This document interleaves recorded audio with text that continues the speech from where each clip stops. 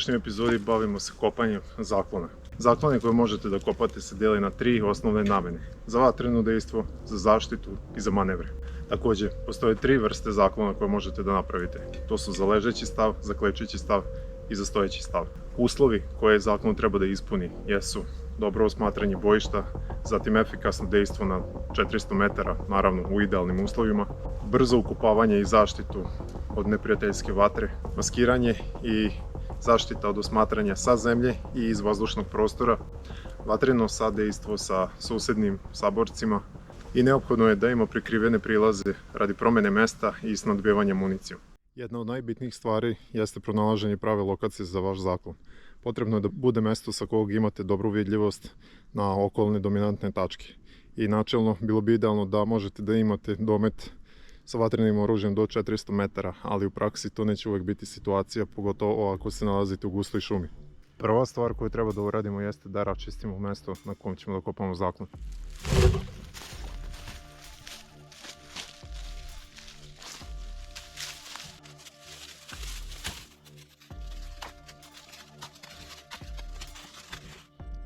Način na koji možete da odredite koja je dužina potrebna za vaš zaklon jeste sljedeći.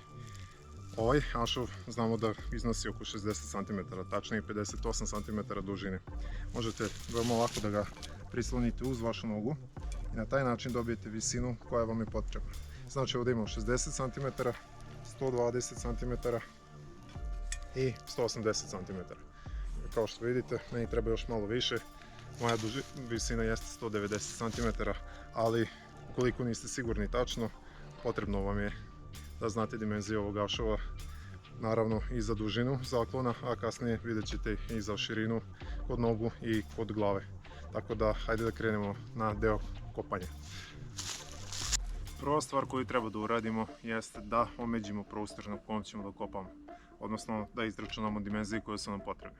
Tako, dužina rova, odnosno zaklona, će u mom slučaju iznositi nekih 190 cm, ali da bih to mogao da uradim moram da obeležim mesto za noge koje će biti malo dublje nego deo koji ide napred kod grudi i kod glave, kao i da taj deo od nogu proširim ka napred.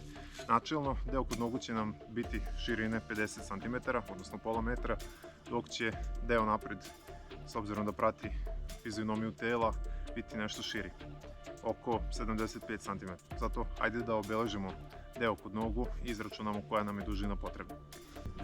Pre nego što krenemo sa kopanjem, možete da primetite da nisam čistio prostor na kom ćemo da kopamo.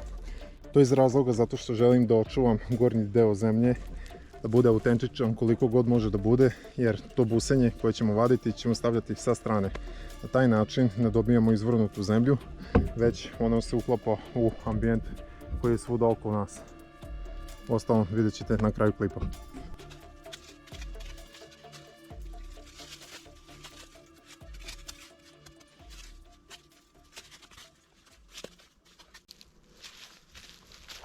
Dužina kod nogu treba da iznosi nekih 50 cm, kao što smo rekli dužina ovog ašova jeste 60 cm, znači nekih 10 cm manje od celokupne dužine ašova.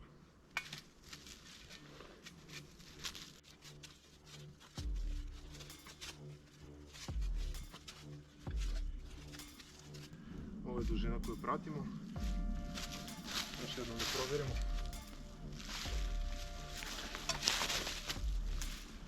Tu. Sada ide dužina prednjeg dela, prednjeg dela, odnosno dela kod glave i grudi, i ona je nešto šira, 75 cm, znači nekih 10 cm sa obje strane.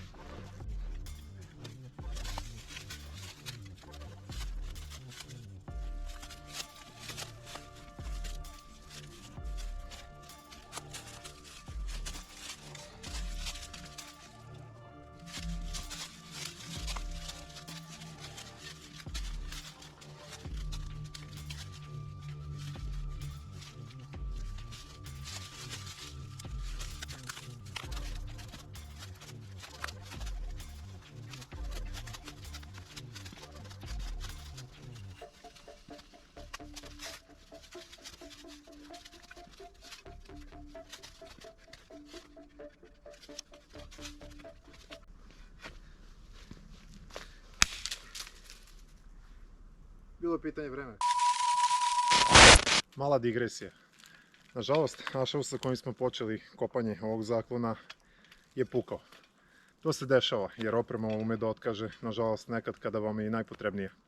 Pošto nemamo trenutno sa nama drugi ašov, to neće da nas spreči da završimo ovu epizodu. Naprotiv, mi ćemo se prilagoditi novonastaloj situaciji jer smatramo da je to ono što svaki operativni građanin treba da učini. Tako da uživajte u nastavku videa jer bavit ćemo se nekim nekonvencionalnim tehnikama i metodama kopanja zaklona.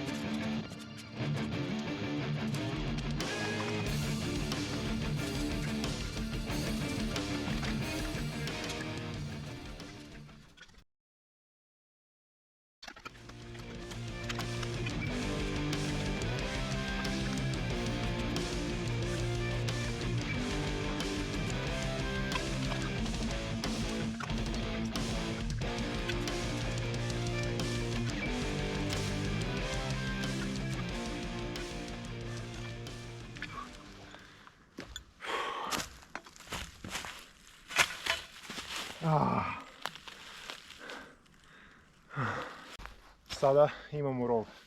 Ono što je bitno jeste da proverite da li odgovara vašim dimenzijama, odnosno vašem tijelu.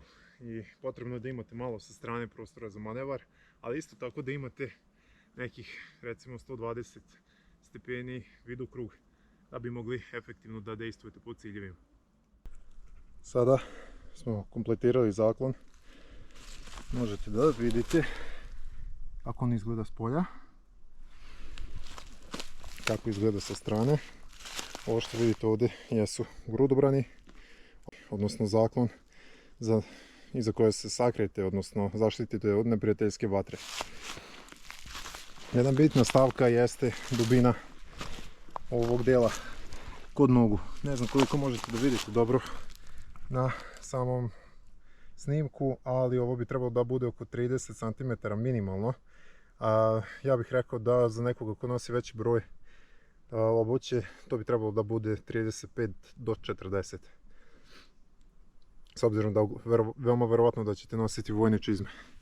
Okolo možete da kamuflirate sa biljem ili rastinjem, pogotovo sa spoljne strane, jer na taj način sakrivate siluetu samog zaklona, jer ova hrpa zemlje koja se vidi ovako jeste veoma uočljiva u ovakvom ambijentu.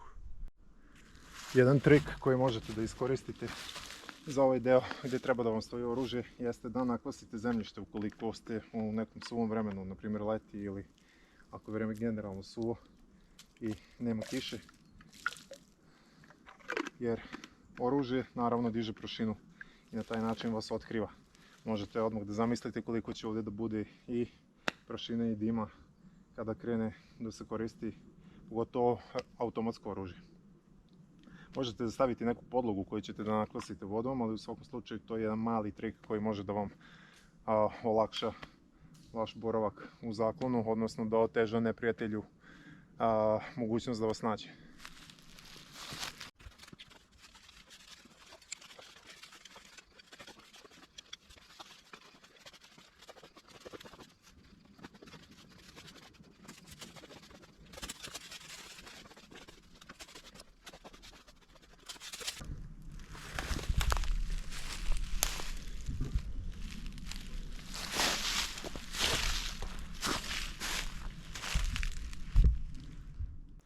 životu ćete često nailaziti na razne prepreke. Nekad će vam se desiti neke nepredviđene okolnosti. Kao na primjer danas nama je oprema otkazala. Međutim, nemojte da dozvolite da vam to bude izgovor za vaš neuspeh. Već hrabro idite naprijed ka vašem cilju bez obzira na uslove. To bi bilo sve za današnju epizodu. Ako vam se svidjela, lajkujte, šerujte i možete da postanete deo naše grupe i na taj način podržite kanal. Vidimo se već u sljedećoj epizodi, sljedeće nedelje. Do tad, ostanite operativni.